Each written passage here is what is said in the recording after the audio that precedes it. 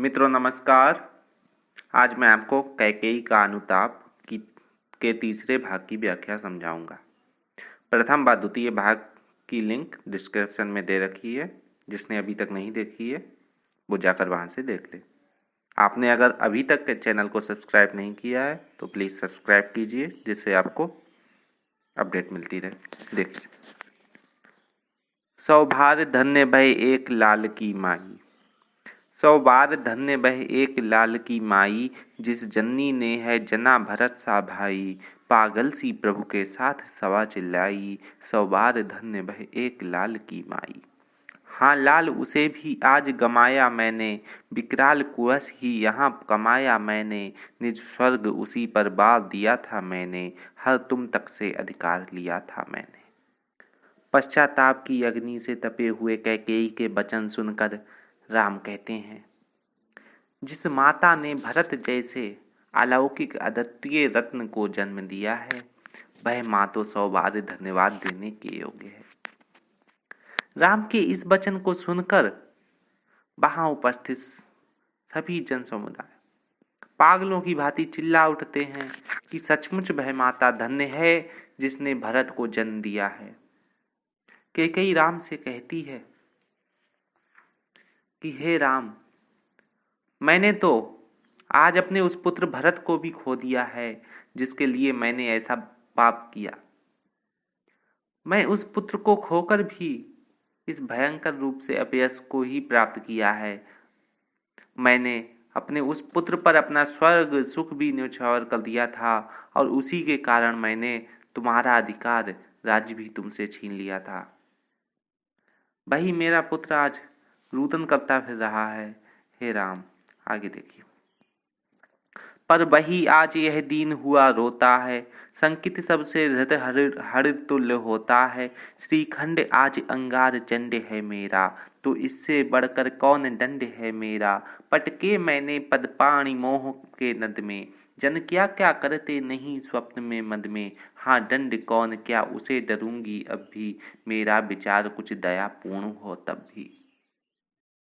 कैकेयी राम से कहती है, हे राम, मेरा वही पुत्र आज दीनहीन होकर रोता फिर रहा है।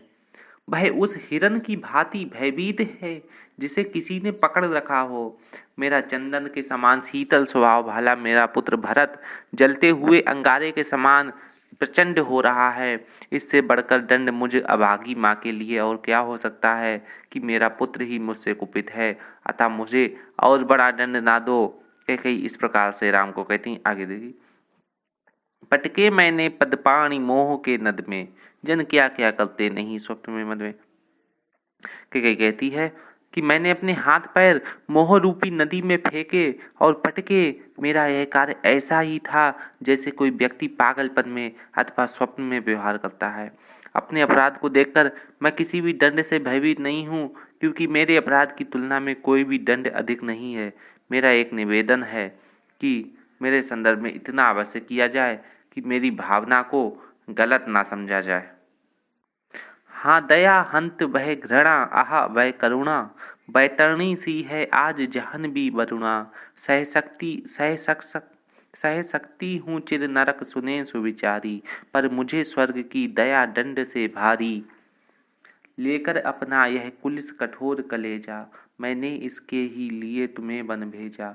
घर चलो इसी के लिए न रूठो अभी हूँ, कुछ और कहूँ तो उसे सुनेंगे सब क्यों।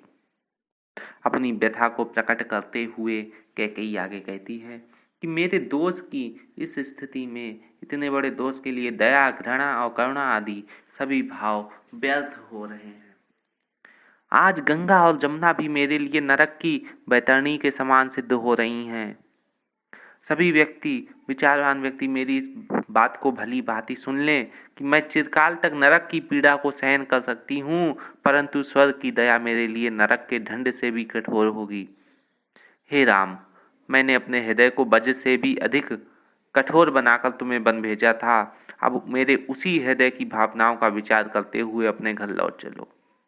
अब और अधिक न रूठो, इसके अतिरिक्त यदि मैं कुछ कहूंगी तो कोई भी उस पर विश्वास नहीं करेगा। मुझको यह प्यारा और इसे तुम प्यारे, मेरे दुगने प्रिय रहो न मुझसे न्यारे। मैं इसे न जानूं किंतु जानते हो तुम, अपने से पहले इसे मानते हो तुम भ्राताओं का प्रेम परस्पर जैसा, यदि वह सब पर यूं प्रकट हुआ है वैसा, तो पाप दोष भी पुण्य दोष है मेरा, मैं रहूं पंकला पंक पद्म कोश है मेरा।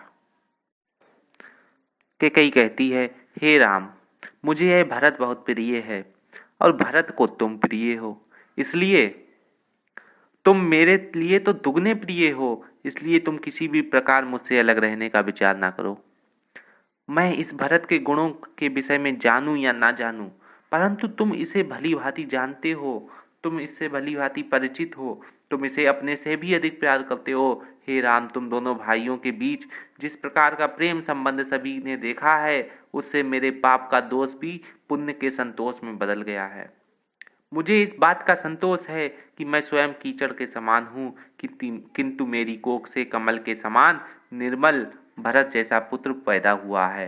आगे देखिए, आगत ज्ञानी जन उच्च भाल ले लेकर, समझा मैं तुमको अतुल युक्तियां देकर, मेरे तो एक अधीर हृदय है बेटा, उसने फिर तुमको आज भुजा भर बेटा।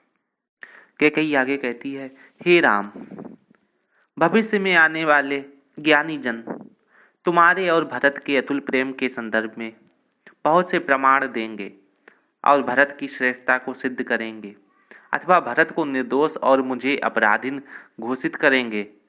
परंतु बेटा, मैं केवल इतना ही जानती हूँ कि मैं एक माँ हूँ और माँ के अधीर हृदय में तर्कों के लिए कोई स्थान नहीं होगा। वह तो सब तर्कों को दरकिनार करते हुए केवल अपनी संतान का हित चाहती है।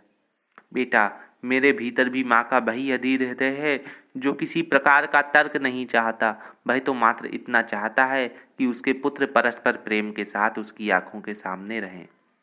वही अधीर हृदय अब तुम्हें अपनी बाहों में भरकर घर लौट चलने का आग्रह कर रहा है। कैकेयी यही कहना चाहती है कि मेरे हृदय को यह भी नहीं पता कि अपराध किसका था या मैं दोषी हूँ अथवा नहीं। वह तो केवल यह चाहता है कि तुम एक पल के लिए भी मेरी गोद अर्थात स्नेह से दूर न हो।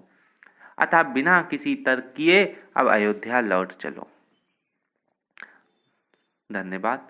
सभी मित्रों से आग्रह है, चैनल को सब्सक्राइब कीजिए, जिससे आपको आगे भी वीडियो प्राप्त होती है।